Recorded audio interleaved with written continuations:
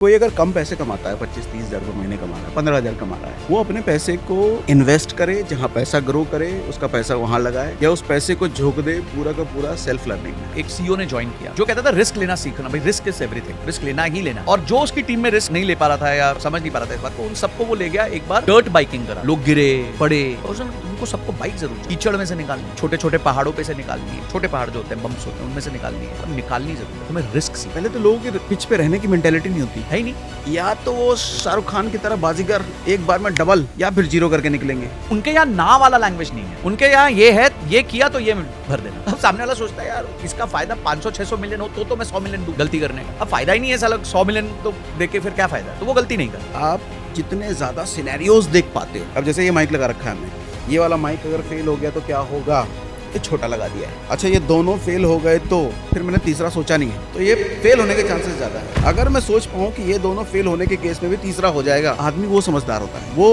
Probability को सही समझ करके जिंदगी में खेल जाएगा, वो खिलाड़ी बन जाएगा। वर्स्ट केस में क्या होगा, मैंने 10 लाख रुपए लगाए, क्या 10 लाख के 10 लाख हो जाएंगे, उड़ जाएंगे? या खराब हो गया तो 10 में से 5 उड़ जाएंगे, 5 वापस आ जाएंगे? या फिर ऐसा तो नहीं कि वो जो एक चुपके चुपके मूवी आई थी कल, यार 35 लाख लगाए थे 36 लाख का नुकसान हो गया। अरे 35 लाख का तो हमारा इन्वेस्टमेंट है, तो 36 लाख का घाटा कैसे हो गया?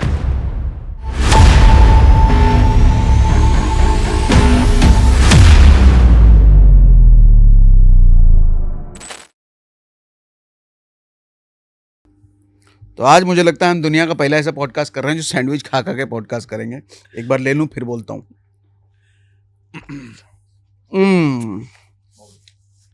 बढ़िया है, बहुत बढ़िया। संजय सर, आज जो हम लोग बात करेंगे ना, आपके बहुत सारे पॉडकास्ट एसआईपी और म्यूचुअल फंड हुए हैं, और पॉडकास्ट आप तो खतरनाक देते हो।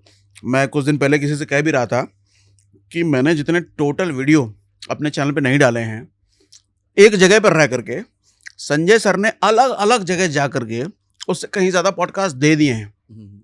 तो आपके मेहनत को हेड्स ऑफ है, जब मेहनती आदमी हो आप। Thank you so much. और उस मेहनत का बहुत मिला है, उस मेहनत का नतीजा भी मिल रहा है आपको। तो खैर आज जो हम लोग डिस्कशन करेंगे ना, डिस्कशन कुछ ऐसा रखते हैं, पैसे को लेकर के आप सोचते क्या हो, आपके थॉट प्रोसेस क्या है। कुछ लोग होते हैं, मैं देखता हूं कि जो जिंदगी इस तरीके से जीते हैं कि उनका गोल ही पैसे बचाना है। ऐसे कई सारे लोग होते हैं। लेकिन कुछ लोग ऐसे होते हैं पैसे इसलिए कमाते हैं कि जिंदगी खुल के जीना है यार, कि खुल के जीना है, घूमना फिरना, कपड़े तत्ते पता नहीं क्या क्या, इसलिए पैसे कमाना है। अच्छा कुछ लोग ऐसे भी होते हैं पैसे कमाने के प्रोसेस को एंजॉय करते हैं। मेरे टाइप का आदमी, मुझे बहुत ज्यादा घूमना फिरना पसंद नहीं है, बहुत ज्यादा चीजें खरीदना या पता नहीं दुनिया में जितने लोगों को शौक होता है, मुझे वो सब कोई शौक नहीं है। बस पैसे कमाने के प्रोसेस, अपने काम के प्रोसेस को मैं एंजॉय करता हूँ। बिल्कुल। मैं दुनिया में कहीं भी चला जाऊँ, मैं बोर हो जाता हूँ, ऑफिस या घर मेरे लिए बेस्ट प्लेस है। तो मैं उस तरह का हूँ। आप किस तरह के आदमी हो? बाप रे, ये बड़ा डीप इंसाइटफुल क्वेश्चन पूछा आपने। आपने सही कहा। देखिए लोगों के ना पैसों के साथ अलग अलग रिश्ते होते हैं, और ये वेल डॉक्यूमेंटेड है। जैसे एक रिश्ता होता है सेवर का, कि जो सिर्फ पैसा बचाता रहता है। एक होता है स्पेंडर का, जो उसका टोटली उल्टा है, जो सिर्फ पैसा खर्च ही करता रहता है। और आज हम लोग आवा करके बात करेंगे, आवाजें आएंगी बीच बीच में। तो एक होता है सेवर, एक होता है स्पेंडर। फिर एक होता है जिसको लगता है मेरी आइडेंटिटी पैसे से है, मतलब लोग मुझे तभी रिस्पेक्ट करेंगे जब मेरे पास पैसा होगा। उसके बाद कुछ लोग होते हैं जो इग्नोर करते हैं, बोलते यार मेरे को नहीं समझ आता पैसे कैसे मैनेज करने हैं, मेरे हस्बैंड देख लेंगे, या मेरी वाइफ देख लेगी, मेरा भाई देख लेगा, मेरी बहन देख लेगी। तो they don't take ownership of money. और एक होते हैं ऑल्टरिस्ट, जिनके पास पैसा तो आ जाता है पर वो ना समाज सेवा ज्यादा करने निकल जाते हैं, अपने आप को भी नहीं बचाते। दोस्त 10,000 रुपए उधार मांगा, खुद के पास 1,000 है तो दूसरों से इकट्ठा करके 10,000 दे दिया उसको। तो ऐसे भी तरह के लोग होते हैं। तो ये ऐसे लेकिन बहुत रेयर है। हाँ, पर होते हैं जिनको आराम से मैनिपुलेट किया जा सकता है पैसे को लेकर। अरे भाई मैं परेशानी हूं, 10 दिन बाद दे दूंगा, 20 दिन बाद दे दूंगा। तो ये कुछ रिश्ते हैं पैसों के साथ। और ये क्यों होते हैं? क्योंकि आपका बचपन कुछ तरीके से निकला होता है। अब वो था ना, एक ही शराबी बाप के 2 बेटे, एक तो बहुत ही सक्सेसफुल, एक शराबी। तो आप एक सिचुएशन को कैसे एनालाइज करते हो उस पर सब डिपेंड करता है। तो जो मेरा बचपन रहा है, मेरा बचपन middle class, lower middle class रहा है। गवर्नमेंट सर्विस में फादर, सिंगल सोर्स। वो Salman Khan type lower middle class? नहीं, वो नहीं भैया, ऐसे नहीं कि सलमान खान ने बोला फीस देने को पैसे नहीं थे। ऐसे तो हमारी 4th स्टैंडर्ड की फीस ही 4 रुपए थी। महीने की 4 देखा रुपए कि नहीं, किसी ने तो रील बनाया था इस पर, हाँ नितिन ने बनाई नितिन ने बनाया था हाँ कि चौथी क्लास में निकाल दिया था, फीस देने के पैसे नहीं थे, तो उसने पूरा ब्रेकअप दिया कि जब वो चौथी क्लास में थे तो सलीम जावेद भैया उस अपने वक्त पीक पे थे इतने फीस चार्ज करते थे, एक्टर्स चार्ज नहीं करते थे। ये कैसे हो सकता है कि फीस देने के पैसे नहीं है? तो कुछ और कारण से हो सकता है कुछ और कारण से हो सकता है। तो तभी मैंने पूछा कहीं वो सलमान खान वाला लोअर नहीं, मिडिल क्लास तो हमारा नहीं? हमारा तो प्रॉपर वही वाला था, क्योंकि फादर ओएनजीसी में पहले काम करते थे। हम्म। दादाजी ये लोग का बिजनेस था, वो खराब हो गया तो उन्होंने शिफ्ट किया, तो उधर भी पैसे नहीं थे, तो और 1 पर्सन अर्निंग, मम्मी हाउसवाइफ, हम दोनों थे बॉम्बे जैसे शहर में। बॉम्बे हम लोग 1991 में आ गए थे जब मैं 7 साल का था। अच्छा। तो पापा का ट्रांसफर हुआ था, ओएनजीसी में थे तो ट्रांसफरेबल जॉब था। पहले हम आसाम रहते, पहले बड़ौदा रहते थे, फिर आसाम रहते थे, फिर हम बॉम्बे आए। तो उसी टाइम से पैसा हाथ तंगी देखी हमने। फॉर एग्जाम्पल बॉम्बे में ऑटो में जब मीटर डाउन करते हैं तो 1.6 किलोमीटर वो चलता है और फिर वो बढ़ने लग जाता है। अच्छा। मतलब मीटर डाउन होगा, एक फिक्स फेयर होगा जो आज करीबन 27-28 रुपए का है, तो तब वो 5 रुपए, 4 रुपए, 5 रुपए का होता था। तो मैं संगीत सीखने जाता था, तो हमारा जो इंस्टीट्यूशन था वो शायद 1.8 या 1.9 किलोमीटर होगा। तो मम्मी ना 1.6 किलोमीटर पे ऑटो रोक देती थी, बाकी 300 मीटर हम पैदल जाते थे, ताकि मम्मी को पता था ये स्पॉट है, यहां से हम आगे गए तो मीटर डाउन, मतलब एक टिक नीचे हो जाएगा। ये मैं वो मोमेंट याद कर पा रहा हूँ जब वो टाइम था ना, 1 मिनट के इतने पैसे लगते थे बात करने पे। हाँ, तो हम ऐसे कॉल काटने वाला बटन लगा के बात करते थे, जैसे देख के 1 मिनट जैसे वो कट। अच्छा, बाय चांस अगर 3 सेकंड ऊपर चला गया, बोला अब तो 1 मिनट, अरे 1 मिनट और बात कर, अरे काटना मत। तो वो हालत थी। काफी बार ऐसा होता था कि मम्मी बोलती थी चलो पैदल चलते हैं, तो मैं वो किस्मी बार ले दूंगी। ठीक है। वो एक टॉफी आती थी लाल कलर के रैपर में, किस्मी नाम होता था, 1.5 रुपए की। हाँ, 1.5 रुपए की। तो वो बड़ा इंसेंटिव था कि किस्मी टॉफी मिल जाएगी। तो हमने ऐसी जिंदगी देखी। जैसे मेरे फादर को हर उनके बर्थडे पे मन होता था, हम लोग जाते थे तिरुपति तिरुमला। ये कहाँ पे? साउथ में तिरुपति मंदिर जो है, वो तिरुपति मंदिर। अच्छा, साउथ वाले की बात कर रहे हैं? हाँ, साउथ वाले की बात कर। अच्छा। तो हमारे यहाँ से ट्रेन चलती थी, हम ट्रेन में जाते थे, एक जगह होती है रेनीगुंटा, चेन्नई से पहले, तो रेनीगुंटा उतरते थे और वहां से बस पकड़ के जाते थे। ठीक है। तो मैं स्लीपर क्लास करते थे। अब आपको पता है स्लीपर क्लास में तो RAC वेटिंग लिस्ट ही चलती रहती है, कितने भी टाइम पहले बुक कर दो। अब तो इजी हो गई लाइफ, तब तो नहीं थी। सुबह सुबह मैं जाके 5 बजे लाइन में लगता था, टिकट वाले वो जो स्टेशन पे, और टिकट खरीद के लाता था। उसमें भी कहीं वेटिंग लिस्ट होगी। तो ऐसे होता था कि मैं बर्थ पे नहीं, जमीन पे सो के जाता था। 2 बर्थ के बीच में जो जमीन होती थी, उस पे चद्दर मारी और सो के चले गए। तो वो जिंदगी देखी है। तो आज जो मिला हुआ है ना, उसको लेके इतने खुश रहते हैं कि यार अरे भाई यार क्या देखा था और क्या मिल गया है। आज की जनरेशन शायद वो कोरिलेट इतना इजीली नहीं कर पाएगी, जो शायद खासकर मेरा बेटा है या आगे हमारे। आप तो बर्थ के नीचे, मुझे वो वाला मोमेंट याद आ गया, मैं इंटरप्ट कर रहा हूँ। जी, कि आप बचपन की बात कर रहे हो, बर्थ पे नहीं, बर्थ के नीचे। मुझे लगता है ये आज से 2013 की बात होगी, शायद 13 या 14। हम लोग पूरी फैमिली थे, मेरा एक बेटा हो चुका था उस वक्त, तो टिकट नहीं मिला था जी।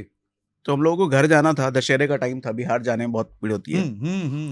तो हम पूरी फैमिली, मैं, मेरी वाइफ, मेरी माँ भी, मेरा छोटा सा बेटा भी, कोई इस बर्थ में जमीन पे चादर बिछा के लेटा है, मेरी माँ उधर लेटी है दूसरे वाले बर्थ पे, जमीन पे चादर तौलिया बिठा करके, और जो छोटा वाला बेटा है उसको भी बीच में कहीं घुसेड़ा है। मैं गेट के पास जा करके अदर कोई चादर बिठा करके वहां सोया हूँ। और ये बात कर रहा हूँ 2013-14 की, बहुत पुरानी बात नहीं है, 12 साल पहले। तो हम लोग ऐसे गए। मेरे को बिल्कुल तो बिल्कुल सही कहा आपने कि आज जो पीरियड हम लोग देख रहे हैं ना, लगता है, आज मुझसे वो क्या नाम था, जीतू, उसने पूछा भी काम क्यों करते हो, मेहनत क्यों करते हैं। तो मेरा मेहनत करने का पर्पस ये कतई नहीं है कि मुझे अंबानी बनना है। मेरा मेहनत करने का पर्पस ये है कि मुझे वो दिन नहीं जाना, वापस वहां नहीं जाना। वो जस्ट आज से 10-12 साल पहले की बात है कि हम ट्रेन के फर्श पे तौलिया बिछा करके कई घंटों तक ट्रैवल करते थे। अब वो दिन नहीं चाहिए, अब वो दिन नहीं चाहिए। आप सोचिए बॉम्बे टू रेनीगुंटा 24 घंटे लगते थे। हाँ, तो 24 घंटे हम उसमें होते थे। अच्छा, अगर सीट भी मिलेगी तो सब बैठे, तो आपको लास्ट कॉर्नर, मतलब हाफ बम आपका जो है सीट पे बैठा होगा, वो आधे नीचे। अच्छा, बसों में भी हमने ये देखा, हमने जब लोकल ट्रेन्स बॉम्बे में भी हमने यही धक्के खाए, क्योंकि बचपन बॉम्बे में निकला है। तो हमें ना आदत सी हो गई थी और बचाने की बहुत ज्यादा आदत थी। मतलब पूरा दिन निकलने के बाद एक कोक मिलेगी जिसमें मुझे और मेरे भाई को भी दोनों को पीना है, वो 200 ml की बोतल मिलेगी, आप दोनों को इसी में निपटाना है भाई मामला, ठीक है। तो और मैं कुछ ब्लेम नहीं कर सकता बिकॉज 96 97 तक तो बहुत पुरानी सैलरी चल रही थी ओएनजीसी की। 1991 के बाद चीजें बदलने लगी, महंगी होने लग गई जल्दी, बट ओएनजीसी की सैलरी नहीं बढ़ी थी। वो हर 10 साल में जो उनका पे रिविजन होता है वो हुआ था। तो 1997 के बाद जाके थोड़ी सी रियायत हमें मिली। बॉम्बे में हम 1 बेडरूम हॉल किचन के फ्लैट में रहते थे, ओके, ओएनजीसी के क्वार्टर्स में 500 स्क्वायर फीट का घर था, हम चारों वहीं रहते थे, हमारा कोई सेपरेट रूम नहीं था। मतलब आज मैं सोचता हूँ यार ये सब चीजें बच्चों को बोल दी जाए वो तो हम तो विद्रोह कर देंगे उनको अगर उनकी जगह नहीं मिली, रूम नहीं मिला तो आज के टाइम में पैसों को लेके क्या सोचते हैं आप? तो मुझे पैसा ऐसा जब आता है यार हम्म, तो पहले खर्चने का सोचते हो या पहले कहीं बचा दें, डाल दें, इन्वेस्ट कर दें? खर्च होता ही नहीं है सागर सर, समहाउ नहीं होता है। मतलब कमाई इतनी ज्यादा है वो तो नहीं कहूंगा मैं, बट मतलब खर्च करने की इच्छा ही नहीं होती। वो खान सर का डायलॉग याद आता है, जब इच्छा थी तो पैसे नहीं थे, अब पैसे आ गए तो इच्छा ही नहीं बची। तो आई थिंक हमने लाइफ डिजाइन, अच्छा क्या हुआ क्योंकि मुझे 40 से ज्यादा काम नहीं करना। ये वाला भी आप ही का है? डन है, परफेक्ट है, मैं ले लूंगा। ठीक है। तो जब मेरे को 40 मैंने डिसाइड कर लिया था कि 40 के बाद काम नहीं करना है, तो जो 10 साल थे ना मैंने बहुत पैसे बचाए, बहुत फ्रूगली रहा, कम खर्चा किया। ऐसा जब जॉब में थे? जब जॉब में था, क्योंकि मुझे फाइनेंशियली फ्री होना था। अब वो ना पार्ट ऑफ डीएनए बन गया है, अब वो नहीं निकलती चीज। अब मतलब अगर मैं आज बिजनेस क्लास जा भी सकता हूं तो भी सोचता हूँ ठीक है यार इकोनॉमी में चला जाऊंगा, एक काम करता हूँ वो वाली सीट ले लेता हूँ जहाँ पे लेग रूम थोड़ा ज्यादा होगा, वो इमरजेंसी एग्जिट वाली। क्या है 2 घंटे की तो फ्लाइट है, क्या बड़ी बात है। अब मैनिफेस्टेशन वाले बोलते हैं आप तो इस पे जाओ और उस पे जाओ और चीज करो, बिल्कुल अच्छा भी लगता है, कभी कभी आप बिजनेस क्लास चले जाओ बहुत अच्छा लगता है, बट मेरा मन नहीं करता, समहाउ मेरे से खर्च नहीं होता है। तो मैं अभी वो इतने पैसे खर्चने में तकलीफ होती है, बहुत तकलीफ होती है मुझे, क्योंकि याद आता है ना एक एक मोमेंट, तब हम कैसे खर्चते थे, तब हमारे लिए पैसा खर्च करना क्या होता था। तो आई थिंक ये मेरा रिश्ता रहा है पैसे के साथ। बट हाँ एटलीस्ट मैं ये नहीं कहूंगा कि मैं एकदम ही कंजूस हूँ, बिल्कुल कुछ ही नहीं करते, वैसा नहीं है, बट एक सेविंग एटीट्यूड ज्यादा रहा है मेरा। आज भी जब वो होता है तो ये इंश्योर करना कि चीजें सेव हो रही हैं, गलत दिशा में नहीं जा रही है, प्रॉफिट बन रहा है कि नहीं बन रहा है, सबकी सैलरी देने के बाद ठीक निकाल पा रहा हूँ कि नहीं निकाल पा रहा हूँ, तो वो कंपैरिजंस चलते रहते हैं माइंड में। तो अगर ऐसा है तो आज के समय में, चलो आपकी इनकम नहीं पूछूंगा, ऑडियंस को अंदाजा है कि संजय सर आज बहुत तगड़ा वाला कमा रहे हैं लेकिन उस तगड़े वाले कमाई के बाद भी आज संजय सर की शर्ट कितने की होती है, पैंट कितने की होती है, जूते कितने के होते हैं? सर अभी हमारे ऊपर बात ही चल रही थी और हमें सबको पता है कोई भी एक नॉर्मल अच्छी जगह शर्ट लेने जाओ 3-4 हजार रुपए से नीचे आपको कोई भी बड़ा ब्रांड नहीं मिलता। अभी रिसेंटली मैं एक ब्रांड में घुसा और मेरे को बड़े अच्छे लगे उसके कपड़े, मैंने देखा 1500-1600 का है। मतलब मेरी आंखें से वो एकदम वो कहते हैं ना डॉलर वाव हो गया, और मैंने 5 शर्ट उठा ली, 4 पैंट उठा ली, क्योंकि मुझे रियलाइज हुआ यार ये तो कपड़े भी अच्छे हैं, सस्ते भी मिल रहे हैं और बढ़िया यार, मतलब ये तो बहुत सस्ते में काम हो गया, अच्छे कपड़े भी मिल रहे हैं। तो ऐसा नहीं बीच में मैंने महंगी शर्ट्स भी ली, बर्बरी की भी ली, सबकी ली, पर मुझे लगा यार ये फंक्शनली तो ये ठीक है मेरे लिए शर्ट। महंगी की डेफिनेशन क्या है, वो कितने की? 25,000 रुपए की शर्ट हो गई होगी, 20,000 की होगी, बट सारी ऐसी नहीं होंगी। समझो 3 ऐसी होंगी, 4 ऐसी होंगी, बाकी नॉर्मल होंगी। पर मुझे रियलाइज हुआ यार ये डे टू डे वेयर में ये वाली तो ज्यादा अच्छी काम आ जाएंगे मेरे, तो यहाँ भी पैसे बच गए हमारे। तो एक वो इनहेरेंट नेचर है बस पैसा बचाने का, कि या वैल्यू डील ढूंढने का, जैसे वॉरेन बफेट आज भी वैल्यू डील ढूंढते रहते हैं, उनके पास पैसे की कमी तो है नहीं, पर वो भी क्या करते हैं, वो वैल्यू डील्स ढूंढते रहेंगे कि यार कौन सा शेयर मेरे को सस्ता मिल रहा है। ये मुझे लगता है हम मिडिल क्लास वालों की अच्छाई है शायद, कि जैसे मैं देखता हूँ मुझे टीम वाले कहते हैं कि सर ब्लेजर बदल लिया करो, नए नए ब्लेजर लाया करो। अब जैसे ये जो ब्लेजर पहना उन्होंने, ये आज से 1 साल पहले लिया होगा जी, और पता नहीं कितने वीडियो में सेम ब्लेजर में पहना। और अपने पुराने जो ब्लेजर हैं आज के टाइम में मेरे पास मुझे लगता है 30-35 के आसपास ब्लेजर होंगे, जो कुछ 3 साल पुराने होंगे, कुछ 2 साल पुराने होंगे, कुछ 1 साल पुराने होंगे। अब ऊपर वाले की कृपा से इतनी तो हैसियत होती है कि ब्लेजर हर महीने नए नए खरीदे जा सके। बिल्कुल। लेकिन अंदर का जो मिडिल क्लास है ना, वो जो लर्निंग है ना, वो कहता है यार ब्लेजर पहनने लायक है, फटे नहीं है, कैसे बदल दूं ब्लेजर भाई। बिल्कुल बिल्कुल, वो हर्ट अलाउ नहीं करता है। बिल्कुल। तो ये जो वैल्यू वाली बात आपने बोली, हम मिडिल क्लास रह करके हमने ये सीखा है कि हमको वैल्यू अगर समझ में आती है, वो चीज अपने पास रखो। क्यों फेंक दें इस ब्लेजर को, भले 1 साल हो गया, लेकिन क्यों फेंके हैं। और कहावत भी होती है कि simple living high thinking, yes, है ना। और साथ में मैं उस कहावत को भी रिलेट करता हूँ कि भैया जिंदगी ऐसे जीनी चाहिए कि कल को भगवान न करे अगर बुरा वक्त आए तो जिंदगी जीने में तकलीफ ना हो। हमने अगर अपनी लाइफस्टाइल उस लेवल पे लेके हम चले गए और लगातार हम वैसे ही लेके चले गए, लाख लाख रुपए 2-2 लाख की ब्लेजर पहन रहे हैं, हर महीने बदल रहे हैं, किया वो भी जा सकता है। बिल्कुल। लेकिन कल को अगर बुरा वक्त आया, कल को तो ये ब्लेजर ब्लेजर काम नहीं खरीदने की औकात नहीं रही, हम्म। तो बहुत ज्यादा ही तकलीफ होगी। तकलीफ बहुत बड़ी होगी। तो मैं तो जिंदगी ऐसे जीता हूँ बिल्कुल। कि ठीक है महंगी चीजें खरीद लो, बहुत मन होता है। अभी जो स्पेक्स मैंने पहन रखा है ये ठीक ठाक कीमत के हैं, लेकिन क्या मैं यही वाले स्पेक्स हमेशा खरीदता रहूंगा? नहीं, मैं सस्ते वाले भी खरीदता हूँ। ट्रू। ताकि खुद को इसकी आदत ना हो, आदत ना पड़े, है ना। अब ये जो घड़ी पहनी है अभी थोड़ी ठीक ठाक मेहनत की है, लेकिन मैं सस्ती वाली भी खरीदता हूँ क्योंकि वो आदत ना हो। मेरे को इस बात का बड़ा डर रहता है कि एक बार मैं उस कंफर्ट में ना चला गया कि हर चीज मुझे लग्जरी चाहिए। नहीं नहीं नहीं, लग्जरी का शौक है, एंजॉय करेंगे, लेकिन लग्जरी की आदत नहीं बनने दूंगा खुद को मैं। बिल्कुल नहीं, मैं डरता हूँ कि मुझे उस दिनों में नहीं जाना है। ट्रू। तो आप भी मुझे लगता है शायद बीच बीच में कुछ कुछ लग्जरी गुजरते हो, जैसे बर्बरी की शर्ट ले लिया आपने, बिल्कुल, लेकिन बस आदत नहीं बननी चाहिए। आदत नहीं बननी चाहिए। दूसरा मेरा एक और पर्सपेक्टिव है कि लोग जब आपसे मिलते हैं सर, आपको पहचानते हैं या थोड़े लेवल पे मेरे को पहचानते हैं कभी, तो क्या वो इसलिए पहचानते हैं कि मैंने बर्बरी की शर्ट पहनी है? कतई नहीं। क्या आपने प्राडा का लेंस पहना हुआ है? तो इसलिए तो नहीं पहचानेंगे ना आपको। आपने उनके जीवन में कोई परिवर्तन किया होगा, कुछ इम्पैक्ट लाए होंगे, इसीलिए वो आपको पहचानते हैं। Just because you are wearing a Prada का शर्ट तो कोई पहचान तो है नहीं आपकी। और कोई बहुत बड़ा बिजनेसमैन है जो ऐसा बिजनेस करता है जिसमें लोगों को डायरेक्ट प्रभाव नहीं है, और वो गुच्ची का पूरा ऊपर से नीचे दुकान बन जाए, गुच्ची के ग्लेस, गुच्ची की शर्ट, गुच्ची के ट्राउजर, गुच्ची के जूते, सब कुछ पहन ले, क्या लोग उसके पास जाएंगे? जाएंगे अगर वो वैल्यू दे रहा है तो। पर वो वैल्यू नहीं दे रहा, फिर नहीं जाएंगे, नहीं जाएंगे। तो क्या गुच्ची की वैल्यू है, वो इंसान की वैल्यू है? आज अगर आप बिल गेट्स को देख लोगे, कोई ब्रांड नहीं दिखता, कोई ब्रांड नहीं दिखता, पर आपको मन करेगा उस आदमी से जाके मिलने का, क्योंकि उसका व्यक्तित्व इतना स्ट्रांग है। वॉरेन बफेट सर से मिलोगे तो आपको लगेगा यार इनके पास जाना चाहिए, इस आदमी के पास, इससे कुछ सीख के आऊंगा मैं, कुछ बातें समझ के आऊंगा मैं। तो मैंने ये नोटिस किया है कि खासकर हमारे फील्ड में, and we are not a celebrity, we are a creator, मतलब हम ट्रेनर हैं, टीचर हैं, बड़े टीचर हैं। तो मुझे लगता है हमारे को ये सरलता जमती है। दैट्स आवर स्टाइल स्टेटमेंट, कि हमारा स्टाइल स्टेटमेंट है कि भाई हम टी शर्ट ट्रैक में भी अगर एयरपोर्ट में होंगे तो हमारे को लोग, अगर हमने उनके जीवन में परिवर्तन लाया होगा तो वो पहचानेंगे, आके प्यार से बात करेंगे, सब कुछ करेंगे। और अगर कोई सेलिब्रिटी होगा तो उसके लिए वो इंपॉर्टेंट है, क्योंकि कोई पैपराजी वहां पहुंचा हुआ है, वो देखना चाहता है कि उसने एयरपोर्ट पे क्या पहना है, कौन सा लुक है उसका, कौन सा हैंडबैग वो कैरी कर रहा है। वो उनका प्रॉब्लम है, उनकी लाइफ ऐसे डिफाइन होती है। और मुझे लगता है कि हम और आप जैसे लोग अगर ज्यादा लग्जरी करने लग जाए ना, हाँ, हमारी वैल्यू कम हो जाएगी, हम आम आदमी से कनेक्टेड ही नहीं रहेंगे। कनेक्टेड नहीं। जैसे मैं खान सर को देखता हूँ, खान सर आज के टाइम में अगर इतना बड़ा हॉस्पिटल बनवा सकते हैं तो हाँ, उनकी औकात का शायद अंदाजा आम आदमी नहीं लगा सकता। कितने बड़े आदमी, कितने बड़े पैसे वाले हैं। सही कह रहे हो।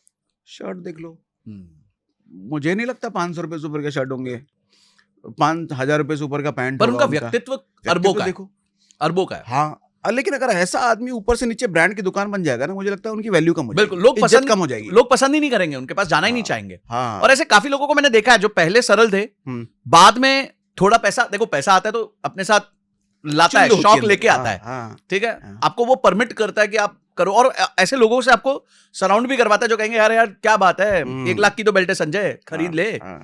तो बाद में जब उन्होंने अपना व्यक्तित्व चेंज किया तो लोगों ने पसंद नहीं किया। तो वो चीज जो झेलना वो ज्यादा मुश्किल होता है। मैं शायद रिलेट कर पा रहा हूँ, एग्जांपल एक आ रहा है मुझे। कमेंट बॉक्स में मांग लेते लोगों से स्पीकर। कमेंट बॉक्स में मांग अगर आपको समझ में आ रहा है तो बताना, हम किस शायद मोटिवेशनल स्पीकर ही हैं वो।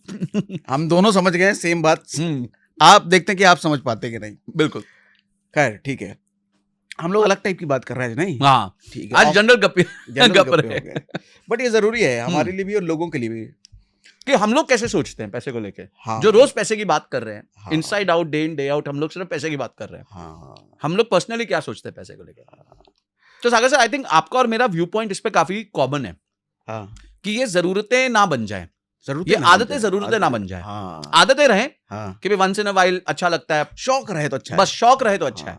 और उस टाइम पे थोड़ा आपने कर दिया तो कर दिया, इंडल्ज कर दिया, बट आपको पता है कि पीछे इतना मैं सेव करता हूँ, इन्वेस्ट करता हूँ। हमने एक रिकरिंग इनकम सोर्स खोला हुआ है, पैसिव इनकम के सोर्सेस खोले हुए हैं, ताकि हमें कभी दुख ना हो कि यार वापस, जैसे आपने कहा कि 10 साल पहले वाले स्टेज पे जाना पड़ जाए। हाँ। और मैं तो ये भी कोशिश करता हूँ कि जैसे बच्चे हैं, बच्चों को इस बात का कभी एहसास नहीं होना चाहिए कि उनके पास बहुत पैसा है, या उनके बाप के पास, उनके घर में बहुत पैसा है। ये बात एहसास होना ही नहीं चाहिए उनको। बिल्कुल। हमारे घर में कभी अगर पैसे आते भी है ना कहीं से, किसी ने कुछ कैश वैश दे दिया जिसको बैंक में जमा करना है, तो हम बच्चे को नहीं दिखने देते हैं। ये डर नहीं है कि बच्चा ले लेगा, मांग लेगा, वो डर नहीं है, क्योंकि वो संस्कार पे भरोसा है। डर इस बात का है कि उसको ये ना पता चल जाए कि पापा के पास पैसे हैं, उसको कंफर्ट में नहीं डालना। ना ना ना ना, उसको कंफर्टेबल नहीं। हम कोशिश करते हैं कि कभी भी बच्चे को बड़े ब्रांड के जूते कपड़े मैंने आज तक नहीं दिलाए। हम कोशिश करते हैं कि मैं कोशिश करता हूँ कि बच्चे को आज भी उसी ब्रांड का कपड़ा पहनाऊं जो मैं जब नौकरी करता था तो वही पहनेगा वो। हाँ, इसमें कुछ लोग सेल्फिश कह देंगे कि अपना देखो ये बड़ा ब्रांड पहन रहा है बच्चे कुछ। मैं चाहता ही नहीं कि उसका कोई फ्रेंड सर्किल उसको देख के कह दे कि यार तूने गुच्ची की टी शर्ट पहनी है। नहीं, गुच्ची की वैल्यू नहीं समझनी उसको। गुच्ची तब समझे जब वो खुद कमाने लग जाएगा। अभी मुझे उसको गरीब जैसा ही रखना है। बिल्कुल। हाँ, अगर हम लोगों ने पैसा कमाया तो उसको सपोर्ट तब करेंगे जब वो करियर एस्टैब्लिश कर रहा होगा। राइट। शाहरुख खान ने जैसे किया, मैं बड़ा अप्रिशिएट करता हूँ उसको। शाहरुख खान ने अपने बेटे का करियर बनाने के लिए, आर्यन खान का करियर बनाने के लिए सबको लाइन में लगा दिया। सबको लाइन में लगा दिया, अपनी पूरी ताकत लगाई उस बंदे ने। पर काम मेहनत तो उसी लड़के ने, मेहनत उसने करी है, लेकिन पीछे से पूरा बैक सपोर्ट में रहा। हाँ। और मुझे लगता है बाप की काबिलियत नहीं यही काम आती है।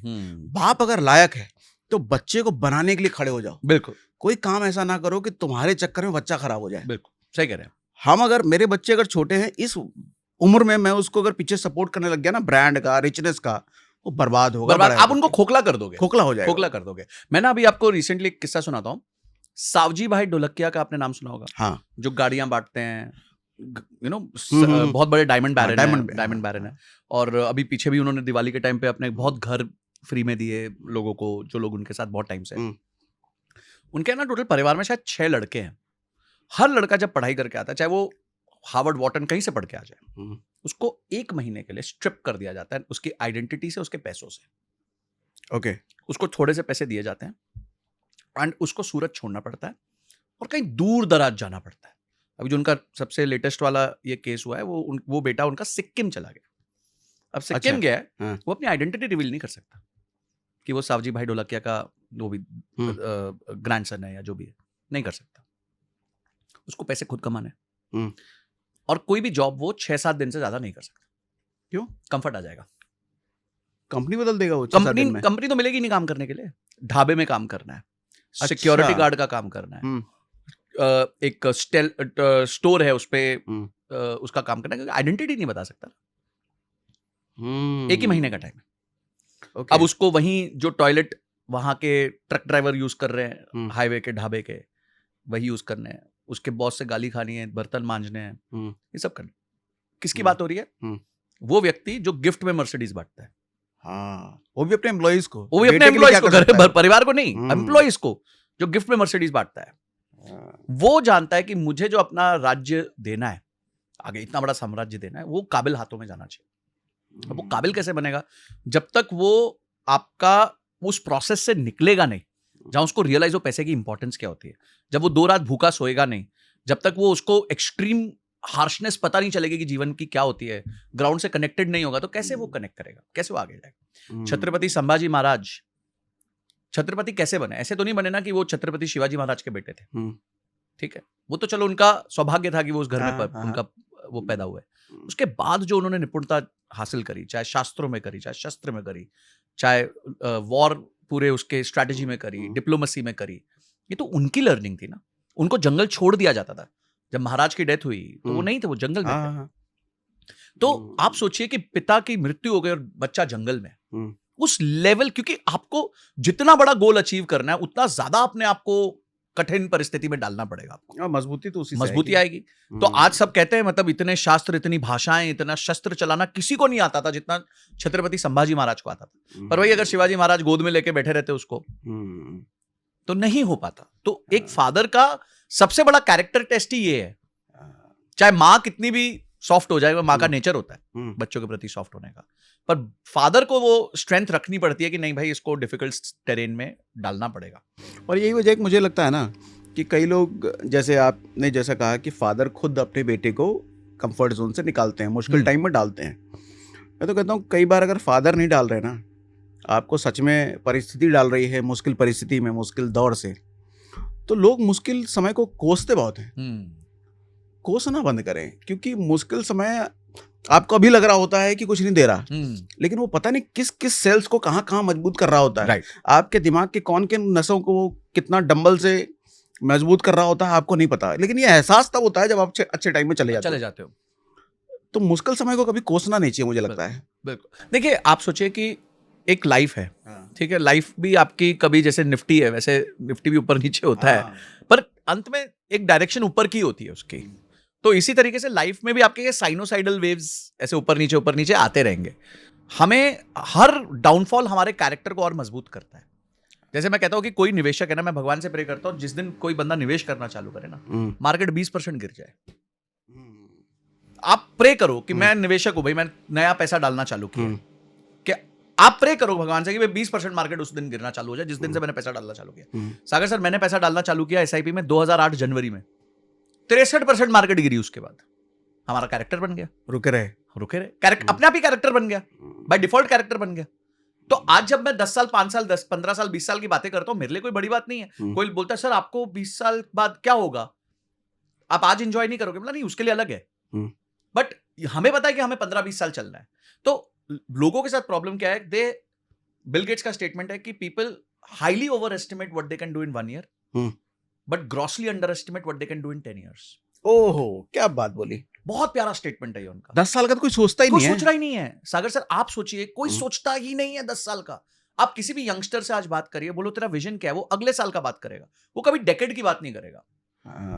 अभी मैं रिसेंटली मैंने एक पॉडकास्ट किया, एक पोर्ट्स अथॉरिटी के चेयरमैन है उनका, बड़ी अच्छी बात बोली। बोलते देखो, कंट्री में ना जब पोर्ट्स की बात होती है तो साल और 10 साल में नहीं सोचा जाता, 100 साल में सोचा जाता है, सेंचुरीज पे सोचा जाता है कि सेंचुरीज में ये कैसे होगा, क्योंकि ये तो बन गया एसेट, एक बार बन गया तो बन गया ना, मतलब फिर तो इस पे बस आवाजाही होनी है। जिंदगी भर की पैसिव इनकम है देश के लिए ये। आज छोटे छोटे नेशंस, सिंगापुर जैसे नेशंस कि 11-14% वर्कफोर्स जो है वो पोर्ट्स पे डिपेंड करती है। क्यों? क्योंकि उन्होंने एक बार का इन्वेस्टमेंट किया सदियों का सोच के कि यार हमारे पास लोकेशन अच्छी है, ये इसको ट्रांस हार्बर बना दो, बढ़िया मस्त एकदम। तो आप जनरेशनल कैसे नहीं सोचोगे अपने लिए? जो अपने लिए सोचेगा वो तो फिर पुअर माइंडसेट हो गया ना, मिडिल क्लास भी नहीं होगा। बेचारा मिडिल क्लास फिर भी मैं कहता हूं कि अपने बच्चों के लिए तो सोचते हैं कि चलो मैं उसको कुछ अच्छा कर दूं। आप पुअर माइंडसेट के अगर आप सिर्फ सोचते हो मेरे लिए क्या। हाँ, वो कहते भी ना कि एक मजदूर एक दिन का सोचता है कि शाम की कमाई कितनी होगी, एक एम्प्लॉय 30 दिन का सोचता है कि 30 तारीख को सैलरी आएगी तो क्या करेंगे, एक धंधे वाला, लेकिन जो रियल धंधे वाला होता है 5 साल 10 साल 20 साल का सोचता है, लेकिन जो एक देश बनाने वाला होता है वो सेंचुरीज का, वो डेकेड शायद 2047 की बात करेगा। कुछ लोग कह ना दें नहीं, जो वो कह ही रहे हैं, वो तो कह ही रहे हैं 2047 की सोचना है कि 100 इयर्स होंगे तब हमारा देश कैसा दिखेगा। एटलीस्ट कोई बात तो कर रहा है। मैं कहता हूँ कि कोई इस मुद्दे पे चर्चा तो कर रहा है। हम पसंद करें ना करें वो अलग बात है, बात तो कोई करे आके कि 2047 में देश कैसा होगा। तो आप अपने करियर में भी ये सोचिए कि ये छोटा सा समय आया, 6 महीने 12 महीने में निकल जाएगा, और अगर 6 महीने 12 महीने में आप में क्षमता नहीं है उसको निकालने की, तो भाई आप कुछ मिस कर रहे हो। अभी अपने जो यूथ की बात करें ना, एक सवाल कॉमनली लोगों के मन में आता है कि कोई अगर कम पैसे कमाता है, 25-30 हज़ार रुपये महीने कमा रहा है, 15 हज़ार कमा रहा है, वो अपने पैसे को इन्वेस्ट करे, जहां पैसा ग्रो करे उसका पैसा वहां लगाए, या उस पैसे को झोंक दे पूरा का पूरा सेल्फ लर्निंग में? सब मैं तो कहूंगा सेल्फ लर्निंग पूरी तरीके से आपके पास वहां एसआईपी ही नहीं चलेगा, चल ही नहीं सकती, आपके पास ऑप्शन ही नहीं भाई। या तो आपने हार मान ली है कि मैं जीवन में और आगे नहीं बढ़ सकता, तो भाई फिर तो पेट काटो, पैसे बचाओ, क्योंकि अब आपके पास विकल्प नहीं है ना। देखो, profit is revenue minus sales, simple equation है, कोई भी मैथ चेंज नहीं कर सकता। Income minus expense. तो अब अगर वो मुझे नंबर बड़ा करना है, या तो मुझे इनकम बड़ी करनी है, पर आपको अपने ऊपर ही विश्वास नहीं है, या तो अपने ऊपर विश्वास लाओ कि मैं तो इनकम कुछ भी कर दूंगा भाई अगले 5 साल में। बिल्कुल सही। हाँ, अब वो कैसे होगी? आज मुझे किसी ने पूछा कि जीतू ने पूछा कि आपका क्या रिग्रेट है।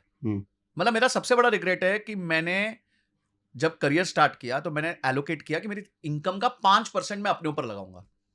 तो बोला इसमें रिग्रेट की क्या बात है? मेरा रिग्रेट ये है कि 20% लगाना चाहिए था। ये 5% में यहां पहुंच गया, तो सोचो 20% लगाया होता तो क्या मैजिक हो सकता था।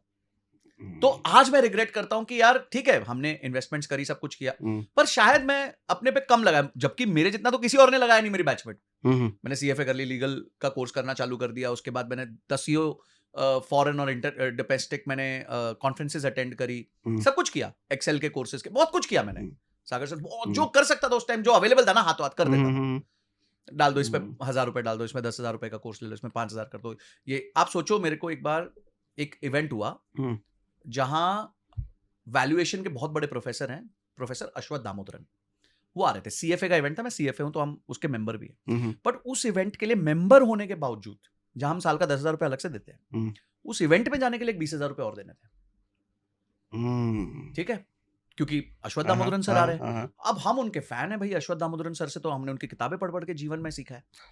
तो न्यूयॉर्क यूनिवर्सिटी में पढ़ाते हैं। तो मैं बोला, और उसके लिए मेरे को 2 दिन की छुट्टी चाहिए थी। तो मैं बॉस के पास गया, बोला सर ऐसा ऐसा है, वो एक कॉन्फ्रेंस है, मेरे को जाना पड़ेगा, सीएफए हूँ और अश्वत्थ सर आ रहे हैं। तो वो बोलते कि कब है? मैंने बोला परसों तरसों है, 2 दिन है। तो who is paying? I am paying. तो यू आर पेइंग? बॉस सक पका गए, वो तुम पैसे दे रहे हो? बोलते ऐसी चीजों के लिए तो हमारे को रिक्वेस्ट आती है कि सर आप प्लीज फंड कर दीजिए, मैं जाके कॉन्फ्रेंस में जाऊंगा। मतलब सर आपका कोई लेना देना नहीं है इससे। ये तो मैं एक्सपीरियंस कर चुका हूँ। आप सोचिए, हाँ मतलब कोई ना कोई इवेंट आपके माइंड में याद आ रहा होगा आपको। तो उस दिन ना मुझे उन्होंने एक बहुत अच्छी बात बोली। बोलते I always thought that employees think that to grow them is the responsibility of the company, कि भाई उनको ग्रो करना कंपनी की रिस्पॉन्सिबिलिटी है। आप किसी सेल्स ये जिस एम्प्लॉय का थॉट है वो कभी ग्रो ही नहीं वो होता, ग्रो ही नहीं कर सकता। आप सेल्स वाले को बोलो कि भाई तू सेल्स अच्छी नहीं कर रहा, तू ट्रेनिंग ले ले, कोई अच्छी सी, कोई बढ़िया बंदे से किसी से ट्रेनिंग ले ले, कंपनी कराएगी। कंपनी को सेल्स बढ़ानी है, मेरे को थोड़ी बढ़ानी है। भाई तू आगे अच्छा हो जाएगा, कहीं और नौकरी लग जाएगी, इसी नौकरी में अच्छा कमाई कर लेगा। नहीं तो लोग अपने ऊपर निवेश ही नहीं करना चाहते। उनको लगता है मैंने 22 साल पढ़ाई कर ली, अब इसके बाद भैया मेरी डोरी तो कंपनी के हाथ है, कंपनी करवा देगी तो करवा देगी, नहीं करवाएगी तो नहीं करवाएगी, मेरे हाथ में कुछ नहीं है। सो आई थिंक दैट एटीट्यूड अगर हम निकाल दें अपने लाइफ से, और एक इनकम का कुछ भी पोर्शन जो भी हम कर सके अपने माइंड में। और आप याद रखना, ये डाल के पछता लो वाला हिसाब है। जैसे मारवाड़ियों में कहावत होती है, बेच के पछता लो। मारवाड़ी व्यापारी कभी भी सामान रुकता नहीं अपने पास। वो क्या करता है, आया और सामान बेच दिया। ओके, ठीक है, मार्जिन छोटा है, मार्जिन छोटा है, ठीक है। तो किसी बार घर ने बोला अगर यार 4 दिन और रोक लेते तो आपके पैसे, देखो माल का भाव बढ़ गया। बोल के हमारा सिंपल रूल है, बेच के पछता लो, बेच के पछता लो, पर बेच दो। क्यों ऐसा? सर बेचना है ना, माल घुमाना है, क्योंकि वो लोग तो रोटेशन पे वर्क करते हैं। तो मारवाड़ी समाज और रोटेशन, कंप्लीट रोटेशन बिजनेस है उनका, इसलिए तो वो कॉस्ट को कम कर पाते हैं, इसलिए वो छोटे मार्जिन में भी बड़ा गेम खेल पाते हैं। तो वो कोई भी आके उनको ज्ञान दे दे, यार तुमने सोने का व्यापार कर रहे हो, तुमने अगर सोना होल्ड कर लिया होता तो आज तो सोने की वैल्यू इतनी ज्यादा हो गई। ये हो गई मिडिल क्लास सोच। तो बोला ठीक है, हो सकती थी, मेरे को दुख भी हो रहा है, पर फिर भी मैं बेच दिया और मैं पछता लिया, मेरे पास तो पैसे आ गए। तो बेच के पछता लो is the keyword for Marwari businessman. वो बेच देते हैं, सौदा यहां से आया यहां काट देते हैं, अपना मुनाफा तय कर लेते हैं। तो ऐसा है तो होल्ड करना फिर मिडिल क्लास थॉट हो गया? मैं होल्ड करना मिडिल क्लास थॉट है। Rotation is the thought of a businessman. नहीं तो वॉरेन बफेट कहते हैं कि भैया वही चीज खरीदो नहीं, जिसको वो आप स्टॉक्स सालों की बात कर रहे हैं, वो तो कंपनियों की। अच्छा, वो कंपनियों की बात कर रहे हैं। कंपनियां अंदर क्या कर रही है? कंपनीज रोटेशन कर रही है ना। हाँ, कंपनी रोटेशन, वो रोटेशन करते करते आगे बढ़ी। आज अगर डीमार्ट का एग्जांपल लो, तो वो इन्वेंट्री को 26 दिन में रोटेट करती है। अब आप बोलोगे यार इतना सस्ता माल बेचता है और 26 दिन में रोटेट भी कर रहा है, थोड़ा होल्ड कर लेता तो चीनी 35 की जगह 36 रुपए किलो में बेच देता। भाड़ में जाए, मेरी तो बिक्री है ना आज। तो मेरा क्या ऑल टाइम सस्ता वाला स्लोगन है, मैं सस्ते में सस्ता बेचूंगा पर जल्दी बेच दूंगा। आज आप सोचो 26-27 दिन की उनकी एवरेज इन्वेंट्री होल्डिंग टाइम है सर। आप कोई भी और रिटेल जायंट उठा लो, किसी की भी P&L खोल लो, विशाल मेगा मार्ट, V2 रिटेल, या फिर एक और है जो वी मार्ट हो गया, या किसी को भी, रिलायंस को उठा लो, किसी की रोटेशन 80 दिन से नीचे की नहीं है। मतलब जो इन्वेंट्री बेचने में डीमार्ट 26 दिन लेता है, सेम इन्वेंट्री बेचने में ये सारे लोग 80 दिन लेते हैं। तो बेच के पछता लो, रोटेशन की स्पीड तेज कर लो, कम मार्जिन कम प्राइस पे भी ज्यादा धंधा बना लेता है, इसलिए डीमार्ट को कोई तोड़ नहीं पाता बिजनेस में। तो इसी तरीके से आपको बाद में पछतावा हो सकता है, यार मैंने पैसे डाल दिए, कोई चक्कर नहीं है, डाल के पछता लो। वो कोर्स करो, लगे कि नहीं वो फायदा नहीं दिया, थोड़ा रो लो और अगला कोर्स फिर से करो। लास्ट टाइम मैंने आपसे एक पॉडकास्ट किया था सर, मैंने कहा था, मैंने आपसे एक सवाल पूछा था कि how to find the right mentor. तो आपने एक वर्ड यूज किया था, एक्सप्लोर। एक्सप्लोर करो, एक्सप्लोर करो, यही करना है। आप कोर्स करोगे, कोई कॉन्फ्रेंस में जाओगे, किसी के पास, हो सकता है गलत हो जाओगे, एक्सप्लोर करो, करते रहो, बेच के पछताओ। हाँ, ये एक्सप्लोर से एक चीज याद आया कि अजीतू नहीं पूछा, क्या था सवाल? कि कुछ लेसन लोगों को देना चाहोगे? मैं हमेशा कहता हूँ बेवकूफ़ी करो यार। जिंदगी में ना जितनी ज़्यादा बेवकूफ़ियाँ कर सकते हो करो, जितनी गलतियाँ कर सकते हो करो। हाँ, गलतियाँ, लेकिन कोशिश करो कि एक गलती दोबारा ना हो। रिपीट नहीं करो। हर बार नई नई गलतियाँ करो। गलतियों से कभी डरने का नहीं। अरे इधर पैसा डाला तो क्या हो जाएगा, ये काम में घुसे तो क्या हो जाएगा, ये काम शुरू किया तो क्या हो जाएगा, कर डालो, मन में आया ना कर डालो। हाँ, गलती कर लो, सीख जाओ, वो लाइफ लॉन्ग लेसन रह जाता है साथ में। बिल्कुल। और ये जैसे जिम में हम लोग डंबल उठा उठा के वो डोले बढ़ाते हैं ना, ये मेंटल डोले बढ़ाता रहता है गलतियां। बिल्कुल जितनी ज्यादा गलतियां, आपके मेंटल डोले बढ़ते चले जाएंगे। बिल्कुल। और जिसका मेंटल डोला बड़ा हो गया, वही तो संजय कथुरिया जैसा बनता है। और सागर सर जैसा बिल्कुल बनता है। सागर सर देखो, हम वापस अपनी जर्नीज में भी चले। हाँ। अगर आपने कंटेंट आई थिंक 5-6 साल पहले चालू किया, 18 में शुरू किया था। 18 में, मतलब अराउंड 7 इयर्स आपको हो गया आज कंटेंट बनाते हुए। क्या जब आपने पहले दिन गलती करी थी, कुछ बाद में भी गलतियां करी होंगी, और भी गलतियां करी, आज तक कर रहे हैं आज, पर सर गलतियां करते करते आप यहाँ गए, हाँ। तो क्या खोटा सौदा है ये? मतलब गलती करना तो एक बहुत अच्छा सौदा हो गया ना, कि गलतियां करते रहो, लाइफ में बढ़ते रहो, बाद में गलतियां करो, वापस बढ़ते रहो, और गलतियां करो, बढ़ते रहो, गलतियां करो, बढ़ते रहो। गलतियां ना करना middle class thought process, super safe चलना मिडिल क्लास थॉट प्रोसेस, कि बेटा फेल ना हो जाना, बेटा गिर मत जाना, बेटा साइकिल चला रहे ध्यान से चलाना। आपको पता है एक कंपनी थी एनरॉन, नहीं, दुनिया की सबसे बड़ी कंपनी थी, फॉर्च्यून 500 में नंबर 1 आती थी। इनका बहुत बड़ा स्कैम निकला बाद में, और उसकी एक बहुत अच्छी मूवी भी है, मैं रेकमेंड करूंगा लोगों को, the smartest guys in the room. Okay. तो सन 2000 में इसका बबल फटा था। दुनिया की सबसे बड़ी एनर्जी कंपनी थी, हर जगह इनके पावर प्लांट्स थे। तो बड़े रैश और अग्रेसिव बिजनेसमैन थे ये लोग। और इसमें क्या हुआ, इसमें एक सीईओ ने ज्वाइन किया जो कहता था रिस्क लेना सीखना, भाई रिस्क इज एवरीथिंग, रिस्क लेना ही लेना है।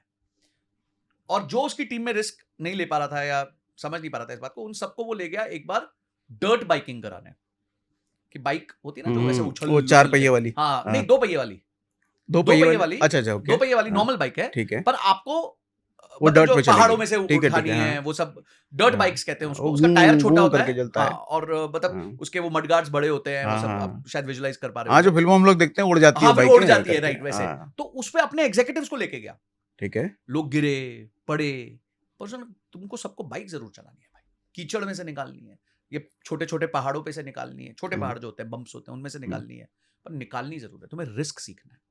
देखिए प्रतिपक्ष वो भी हो सकता है कि वो बहुत ही ज्यादा एक्सट्रीम चले गए, मैं वहां तक जाने के लिए नहीं कह रहा, बट आपको रिस्क लेना सीखना पड़ेगा।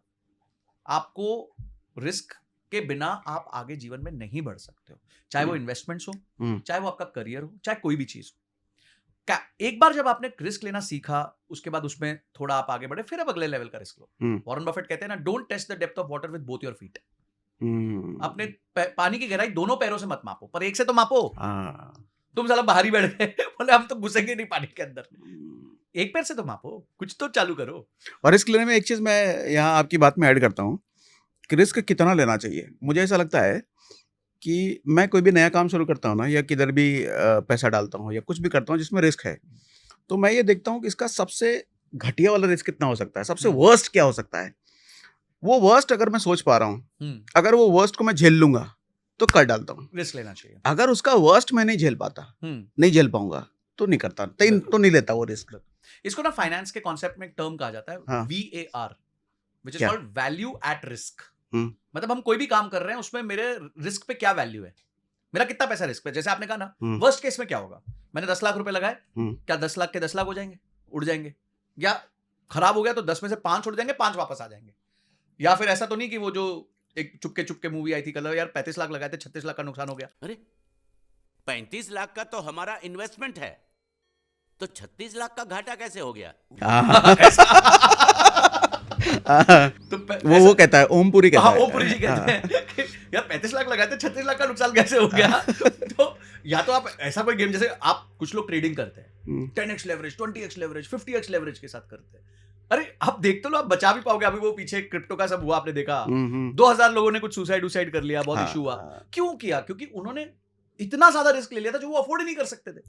तो रिस्क बोलो जो आप अफोर्ड कर सकते हो, जो आपको समझ आए कि भाई मैं मरूं भी तो मतलब बच जाऊंगा, मतलब मैं आ जाऊंगा वापस, आई कैन। ये ट्रेडिंग में लेवरेज लेने वालों के लिए लेसन है, बहुत बड़ा उतना ही लेवरेज लो जितना आपका सब कुछ बर्बाद होने के बाद भी थम जाओ। और आप है ना, मैं ये कहता हूं कि आप अपना रिस्क डिफाइन कर लो। फॉर एग्जांपल मैं 2 लाख रुपए हार सकता हूं, ठीक है, और 2 लाख हारने का मैं उसको ना छोटे छोटे पीसेस में बांट दो, तो आप कभी गलत नहीं होगे। आपने 2 लाख रुपए हारने हैं मैक्सिमम, तो आपने 20,000 के 10 पीस कर दिए कि एक ट्रेड में मैं 20,000 से ज्यादा नहीं हारूंगा। ये रिवर्स वर्किंग करके आप ट्रेड लो, आप कभी जिंदगी में हारोगे नहीं, क्योंकि ऐसा तो होगा नहीं कि आप 10 ट्रेड एक साथ हारोगे। या तो फिर आप बहुत ही मूर्ख हो गए हो, आपने कुछ भी नहीं सीखा है, हारते हुए ट्रेड से कुछ सीख रहे नहीं हो। आपने हार पे लिमिट लगा दी 20,000 की, पहला सौदा कट गया जी, खराब हो गया, दूसरा खराब हो गया, तीसरा खराब हो गया, चौथा खराब हो गया, 5वां खराब हो गया, अभी तक आप 1 लाख रुपए हारे हो। आपकी क्षमता कितनी थी? 2 लाख हारने की थी। अब एक सौदा मूव हो गया और उसने आपका 3x कवर कर दिया, क्योंकि आप 1:3 पे चल रहे हो। तो वहां आपका 20,000 के लॉस की जगह 60,000 का प्रॉफिट था। तो अब 1 लाख का लॉस हुआ था, 60,000 प्रॉफिट हो गया, -40 पे आ गए।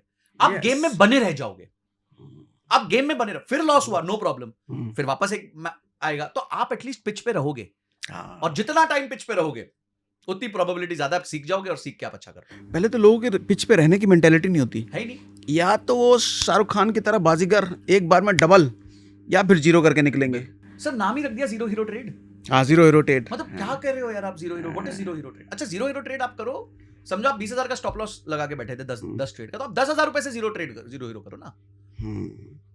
लोग क्या प्रॉब्लम क्या है कि उनको लगता है यार ये कोई मशीन आ गई है, इसमें हम वही आलू डालेंगे सोना निकाल देंगे, कुछ तो एकदम भयंकर काम कर लेंगे हम, और हम ही कर पाएंगे, क्योंकि इस दुनिया में और किसी को तो समझ थी नहीं आज तक। जो अरबों ट्रेडर आए हैं वो गधे थे सारे। हम हैं, हमारे पास कुछ नया नायाब, कुछ भगवान ने हमारे को दी हुई है बुद्धि या फिर सिद्धि, तो वो नहीं है भैया आपके पास। आप क्या करो, सिस्टम बना लो। रिस्क को जब तक आप बांटोगे नहीं, तोड़ोगे नहीं। आप देखिए जितनी बड़ी ऑर्गेनाइजेशन है सर, बड़ा प्रोजेक्ट करते हुए वो मैकेंजी से रिपोर्ट बनवाएंगी, बड़े बड़े एनालिस्ट को बुलाएंगी, बड़ी बड़ी मीटिंग्स करेंगी, सिनेरियो टेस्टिंग करेंगी। सिनेरियो टेस्टिंग करेंगे, मेरा रॉ मटेरियल 20% महंगा हो गया तो, मेरा माल 30% कम बिका तो, मेरी फैक्ट्री 3 साल की जगह 5 साल में लगी तो, वो सिनेरियो टेस्टिंग करते हैं। तो ये सारे तो करते हैं ना, उसके बाद उनको पता चलता है अगर सारे तो हो गए तो अपना क्या होगा। अच्छा, उसके बाद भी अपना इतना ही नुकसान होगा, चल करते हैं, कोई चक्कर नहीं, इतने तो गधे नहीं है कि सारी गलतियां एक साथ कर लेंगे। तो दे डू सिनेरियो टेस्टिंग। हमारे यहाँ कौन सिनेरियो टेस्टिंग कर रहा है? कोई नहीं कर रहा। वो पूरा सिनेरियोस बिल्ड करते हैं। किसी ने वो सीरीज देखी हो, मैं बहुत रेकमेंड करता हूं लोगों को, उसका नाम है मनी हाइस्ट। अच्छा। मतलब अगर किसी को सिनेरियो बिल्डिंग प्रेपरेशन सीखनी हो, मैंने आज तक नहीं देखा सर, गजब सीरीज, देखना चाहिए। गजब सीरीज है। ठीक उसमें है। क्या है, एक बंदा चोरी करने निकला है, बैंक तोड़ने निकला है, सेंट रिजर्व बैंक स्पेन का तोड़ने निकला है, और उसने हर सिनेरियो बिल्ड किया है। मेरा व्यक्ति अगर यहां पकड़ा गया तो मैं क्या करूंगा, ये स्थिति हुई तो क्या करूंगा, ये वाली स्थिति हुई तो क्या करूंगा, पुलिस अंदर आएगी तब क्या करूंगा, मैं सारे को वॉच कैसे करूंगा, अंदर मेरा कौन होगा, बाहर मेरा कौन होगा, टीम की फॉर्मेशन कैसे होगी, सब चीजें डिसाइडेड पहले दिन से। पूरा उसका लूप तैयार है, इफ दिस देन दिस, अगर ये होगा तो ये होगा, अगर ये होगा तो ये होगा, और वो कर लेता है अपना काम। तो आपकी प्रेपरेशन, वो कहते हैं ना, जितना आप क्या कहते हैं, प्रैक्टिस करते हुए पसीना बहाओगे उतना ही कम आप युद्ध के समय खून बहाओगे। तो आप प्रैक्टिस में क्या कर रहे हो, कितनी प्रेपरेशन कर रहे हो। जब मैं छोटे ग्रुप्स को कंसल्ट करता हूं तो वो टेंडर भरते हैं। सर अगर आप देख लो ना, small and medium enterprise tender कैसे भरता है, खून के आंसू रो बैठोगे। क्यों? Zero preparation. बस उनका एक ही होता है, कॉस्टिंग कम कर दो, मेरे को L1 आना है। उनको नहीं पता वो L1 पे पैसा बनाएंगे नहीं बनाएंगे, कुछ नहीं पता उनको। उन्होंने BOQ नहीं बनाया, उन्होंने बजटिंग नहीं करी, उन्होंने कुछ नहीं किया है। उन्होंने बस ये है कि मेरे को L1 आना है, मेरे को ठेका चाहिए, वो कोई भी कीमत पे। कोई कॉस्टिंग नहीं बनाते हैं कि मेरा खर्चा क्या होगा, मैं कितना पैसा ब्याज पे लूंगा, मुझे सरकार से पैसा कब आएगा, सरकार ने अगर 30 दिन बाद दे दिया पैसा तो क्या होगा, 60 दिन बाद दे दिया, उतने दिन के लिए मैं पैसा कहां से अरेंज करूंगा, किससे इक्विटी लूंगा, कहां से डेट लूंगा, डेट का ब्याज कैसे भरूंगा, डेट को रीपे कैसे करूंगा, अगर प्रोजेक्ट 2 साल डिले हो गया तो क्या करूंगा। कोई प्रिपरेशन नहीं है, अंधा बिडिंग है। और इसलिए आप देखो फिर बाद में रोते रहते हैं कि यार गवर्नमेंट टेंडर लिया था मर गए, गवर्नमेंट टेंडर लिया था मर गए। मैं जब प्रोग्रामिंग करता था ना जी, जब सॉफ्टवेयर इंजीनियर हुआ करता था, किसी भी प्रोग्रामिंग लैंग्वेज में इफ एल्स होता है। जी जी, इफ ये कंडीशन अगर मीट होती है तो ये होगा, एल्स ये हो जाएगा। बिल्कुल। तो किसी भी प्रोग्रामिंग में आप जितने ज्यादा सिनेरियोज देख पाते हो, अब जैसे ये माइक लगा रखा है हमने, ये वाला माइक अगर फेल हो गया तो क्या होगा, ये छोटा लगा दिया है। अच्छा, ये दोनों फेल हो गए तो फिर मैंने तीसरा सोचा नहीं है, तो ये फेल होने के चांसेस ज्यादा हैं। अगर मैं सोच पाऊं कि ये दोनों फेल होने के केस में भी तीसरा हो जाएगा, आदमी वो समझदार होता है, देखो, वो प्रोबेबिलिटी को सही समझ करके जिंदगी में खेल जाएगा, वो खिलाड़ी बन जाएगा।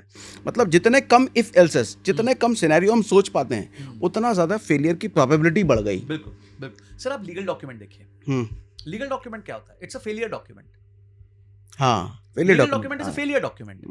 वो कहते हैं ना, legal documents are not for good marriages, they are for good divorces. अच्छी शादी के लिए लीगल डॉक्यूमेंट नहीं चाहिए, अच्छे डिवोर्स के लिए चाहिए कि भाई हमने तय किया था ये सिनेरियो में क्या होगा। हाँ, इसलिए यूएस में लोग वो प्रीनप्स बनाते हैं। ये क्या होता है? Pre nuptial agreement. नप्चुअल होता है मतलब शादी, और अच्छा। प्री नप्चुअल मतलब शादी से पहले। अब भाई शादी के एग्रीमेंट बनते हैं हाँ, क्या? शादी का अग्रीमेंट बनता है वहां पे, हर शादी में? हर शादी का। मतलब खासकर जब बड़े लोगों की शादी तो होता ही बनता है। क्यों बनता है? क्योंकि समझो लड़की के पास कुछ एसेट्स है, लड़के के पास कुछ एसेट्स है, कल को इन दोनों का कुछ प्रॉब्लम हो गया तो कौन कितना लेके जाएगा, सब पूरा सिनेरियो बना होता है उस टाइम। इतने साल शादी होंगे तो इतना होगा, एक बच्चा हो जाएगा तो इतना होगा, बच्चा लड़का होगा तो इतना होगा, बच्चा लड़की होगी तो ऐसे होगा। इसीलिए वहां ज्यादा डाइवोर्सेस होते हैं, वो पहले ही सोच के बैठे हैं कि डाइवोर्स हुआ तो क्या करेंगे। अच्छा अब सर ठीक है, हाँ। ये लॉजिक भी ठीक है। हाँ, इंडिया में जब बिजनेस पार्टनरशिप्स होती हैं तो पहले तू मेरा भाई है, तेरे को जैसे करना है तू कर ले, तू चिंता मत कर, अपन साथ में ही हैं, ये वो ऐसे बोलेंगे। बाद में कोई डॉक्यूमेंटेशन होता नहीं, कोई एक गलती वलती होती है, कुछ होता है तो बाद में तू कसाई है, तूने ये नहीं किया, तूने ऐसा नहीं किया, तेरे को करना चाहिए था। आप जितना कुछ डॉक्यूमेंट कर दो, खासकर लीगल अग्रीमेंट्स में, ठीक है, तो लीगल अग्रीमेंट्स में जितना कुछ आप डॉक्यूमेंट कर दो उतना ईजी हो जाएगा आपके लिए लाइफ। अभी यूएस में किसी चीज के लिए ना नहीं होती, ठीक है, आपने ये क्राइम किया, करो $100 मिलियन दे देना। ओके। तो उनके यहाँ ना वाला लैंग्वेज नहीं है, उनके यहाँ ये है, ये किया तो ये भर देना। अब सामने वाला सोचता है यार इसका फायदा 500-600 मिलियन हो तो मैं 100 मिलियन दूं गलती करने का। अब फायदा ही नहीं है साला, 100 मिलियन तो देके फिर क्या फायदा है, तो वो गलती नहीं करता क्योंकि आपने फाइनेंशियल पेनल्टी लेस। दुनिया की सबसे मुश्किल पेनल्टी क्या है, बड़ी पेनल्टी क्या है? फाइनेंशियल पेनल्टी है। ओके। दुबई में क्यों लोग सीधे चलते हैं कि भाई वहां पे फाइनेंशियल पेनल्टी बहुत बड़ी है, आपने सिग्नल तोड़ा नहीं कि आप देखो फट गया 2 लाख रुपए आपके ऊपर एक बार में, तो 2 लाख रुपए फटी रहती है आदमी का, यार कहीं तोड़ तो नहीं रहा सिग्नल। यहाँ सिग्नल आपको पता है कि अगले चौक पे कुछ ना कुछ हेल्प मिल जाएगी आपको 100 रुपए में। हाँ, 100, 250 डिपेंडिंग अपॉन स्टेट सिचुएशन। और अगर 2 लाख का पेनल्टी इधर लगा दिया ना सर, वो सरकार बदल जाएगी। हाँ, और सरकार यहाँ तो वो भी चैलेंज है कि सरकार बड़े निर्णय नहीं ले सकती। चालू किया, फिर वो लोग कोर्ट्स आ गए, वहां जाके आप अपील करो तो आपको माफी मिल जाएगी, वहां सेटिंग। सो आप देखिए दुनिया में देश और कंपनीज हर जगह वो ज्यादा तरक्की करते हैं जहां पेनल्टी बहुत स्ट्रांग होती है। भय बिन होए ना प्रीत, सुंदरकांड में भी लिखा हुआ है। अरे बाप रे, क्या रिलेट कर दिया आपने। तो बिल्कुल वहां भी बोला भय बिन होए ना प्रीत, भय के बिना प्रीत कहां होगी। गजब। अगर सामने वाले को पता है मैं कुछ भी करके I can get away with it, तो कुछ भी करेगा ना। तो ये कंट्रीज क्यों प्रोग्रेस करती हैं? क्योंकि इनका ये वाला सिस्टम अच्छा होता है। तो लीगल एग्रीमेंट्स पे हम वापस आते हैं। लीगल एग्रीमेंट्स आपको बेसिकली वर्स्ट केस सिनेरियोस के लिए आपकी प्रिपरेशन करते हैं। उसमें ना एक टर्म होता है, 3 चीजें होती है, मैं मजेदार चीज बताता हूँ। सबसे पहले होता है इवेंट ऑफ डिफॉल्ट। सबसे पहले आपकी रिस्पॉन्सिबिलिटी, रोल्स रिस्पॉन्सिबिलिटी सागर जी की, रोल्स रिस्पॉन्सिबिलिटी संजय की, क्लियर होती है, ठीक है। जॉइंट रोल रिस्पॉन्सिबिलिटी जहां पे हम दोनों को जॉइंटली काम करना है, कुछ आपके हिस्से के काम है, कुछ मेरे हिस्से के काम है, कुछ ऐसे काम है जो हमें दोनों को साथ में करने हैं, ठीक है। क्लियरली लिख दिया। इन काम के लिए आपको क्या मिलेगा, मुझे क्या मिलेगा, क्लियरली लिख दिया। तो मेरी रेम्यूनरेशन, आपकी रेम्यूनरेशन भी क्लियर हो गई वहां। तो काम क्या करना है और एंटाइटलमेंट क्या है वो बड़ा क्लियर है, ठीक है। अब क्या गलती होगी? गलती ये होगी कि आपने अपना काम नहीं किया, मैंने अपना काम नहीं किया, तो उसको कहा जाता है event of default, EOD। Event of default का पूरा एक चार्टर बनता है कि भाई साहब आपने गलती करी तो आपको नोटिस जाएगा कि भाई आपने गलती करी, आप करी होगी तभी है। उसको फिर इवेंट ऑफ डिफॉल्ट को डिफाइन कर दिया जाता है कि गलती कब मानी जाएगी, तो वो पूरा डिफाइन कर दिया। इवेंट ऑफ डिफॉल्ट के बाद आता है क्योर पीरियड, कि देखिए जी गलती तो हो गई, कोई प्रॉब्लम नहीं, 15 दिन में इसको ठीक कर लीजिए। तो आपने ठीक कर ली, मुद्दा खत्म हो गया। पर आपने उसके बाद भी नहीं ठीक करी, ठीक है। थर्ड लेयर पे आता है कॉन्सिक्वेंसेज ऑफ डिफॉल्ट। ओके, तो आपने इवेंट ऑफ डिफॉल्ट कर दिया, क्योर पीरियड दे दिया, अब आप बोले कॉन्सिक्वेंसेज ऑफ डिफॉल्ट। तो कॉन्सिक्वेंसेज ऑफ डिफॉल्ट हो सकता है पेनल्टी है, हो सकता है आपका अग्रीमेंट टूट जाएगा।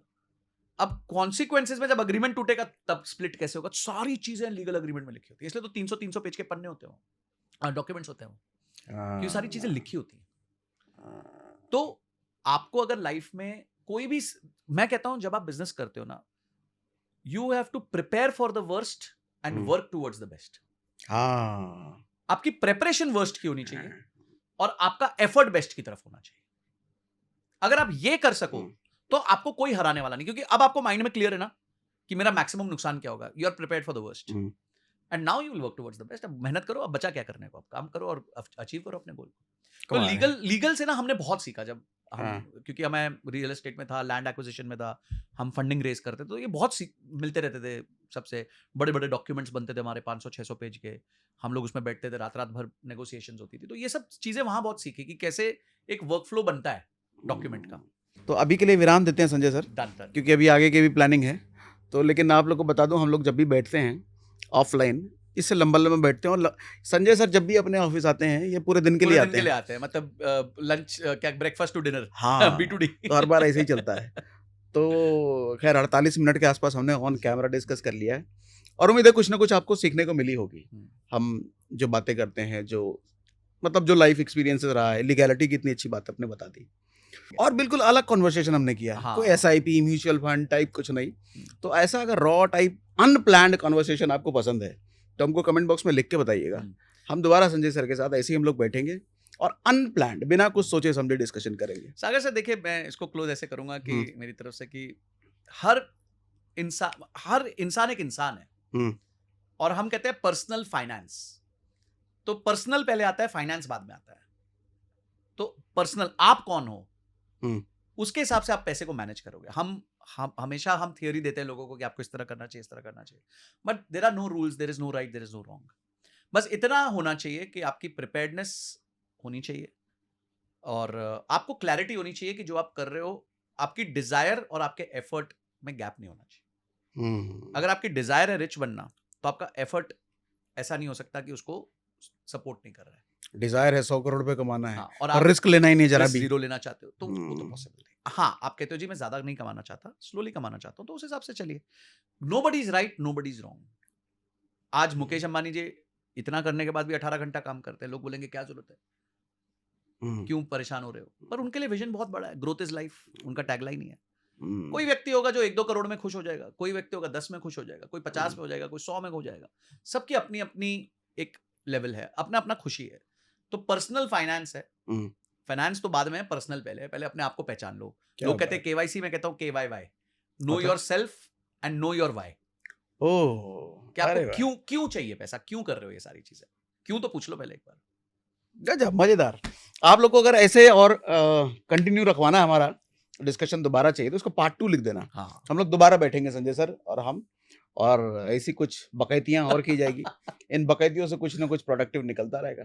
पार्ट 2 लिखिएगा कमेंट बॉक्स में अगर आप चाहते हैं दोबारा ऐसा हो तो.